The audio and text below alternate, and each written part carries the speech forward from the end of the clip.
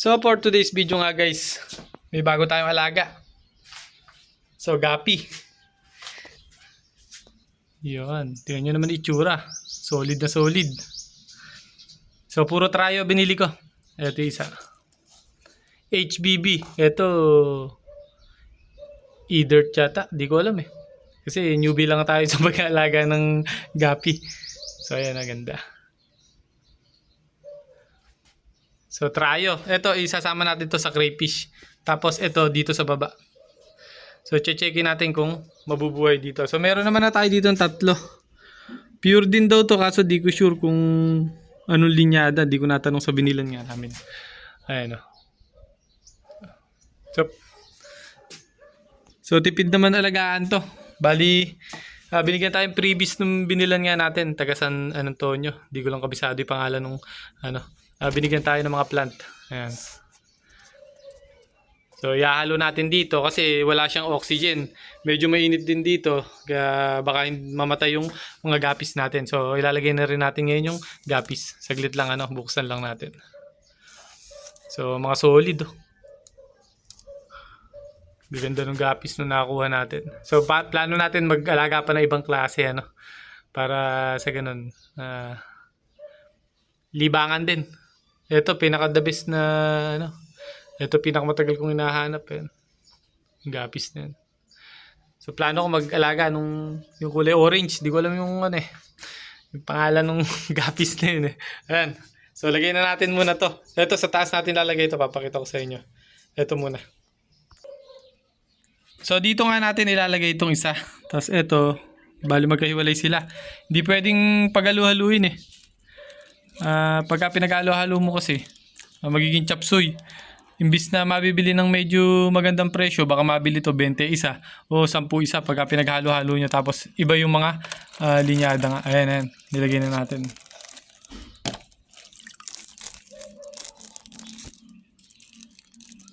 Ayan, nilagay na natin. So, hahaluan ngayon natin yan ng mga aquarium plant ba tawag dito? So, water plant, ganun. Hindi ko alam tawag So, yan. Ito, sa taas natin lalagay ito. So, lagyan muna natin, So, yan, lagyan na natin. Yun. Solid.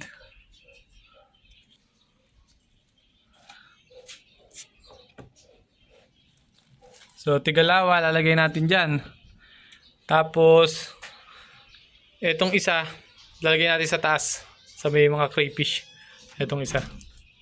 Tapos, paghahatiin na rin natin ang lagay ito. Lalagay na rin natin doon ngayon.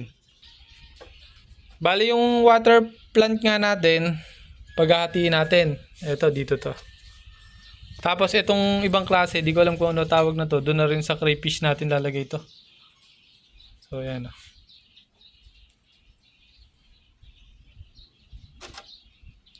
So, yan ay tirahan nila ngayon. Bali, ganyan yung ginawa nating setup. Wilkins lang to. So, mura lang. Mas makakamura kayo. Tapos, nilagyan natin ng mga water plant para sa ganun oxygen. Hindi na natin kailangan ng oxygen. Mabubuhay yung mga gapi natin or gapis. Tapos ang ginawa ko dyan, open area kasi kami dito. Ayan, Kung mapapansin nyo, pagka umulan, may chance na mapuno to. Pagka napuno to, aalis yung mga gapis natin or matatapon, mawawala. Kaya ang ginawa ko, binutasan ko sa gawing gitna. Kasi pagka naman medyo mataas kasi nilagay natin tubig dyan, tumatalon yan Kasi yung unang tryo ko na ginamit na gapis nga or yung nilagay ko sa isang lalagyan, tumatalon sila, nawawala. Kaya ginawa ko, ganun pala technique sa kanila. Gumawa ako ng mataas na Wilkins tapos binutasan ko sa parting gitna. Para kahit umulan kasi nasa open area to, kahit umulan, maulanan man yan, hindi mapupuno yung tubig. Hanggang dito lang tatagas na. So yun yan lang yung update muna natin. Check natin kung okay mamaya. So, ilipat na natin to sa kabila, sa crayfish naman. So, dito natin lalagay yung tatlong paborito ko. Ayan. So, medyo mainit dito sa pwesto kasi na to kaya nilalagyan ko ng tabing tulad yan. Ito, may mga crayfish tayo dito. Mga napisa. Tapos yung mga maliliit na gapis na kapapanganak, nilagay ko rin dyan, ayan oh. So di ko alam kung ano linyada nun, kaya, or yung bloodline.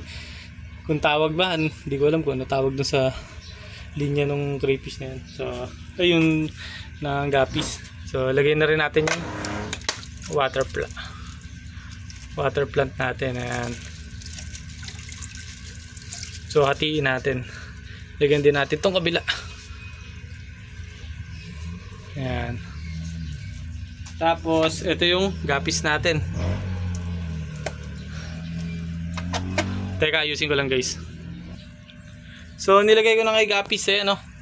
Kitang-kita yung ganda rito ng gapis natin, no? Pakaganda. Solid. Ayan. Pakaganda ng gapis natin. Solid talaga.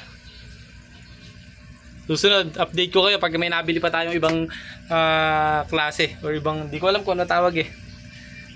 Kung ibang linyada ba or ibang lahi ng gapis. So, newbie lang kasi ako sa pag-aalaga. Ayan o, eto. Lalo na ito, yung lalaki o. Solid o. Solid. Talaga, sulit. So, yun. Hanggang dito na lang guys yung video natin.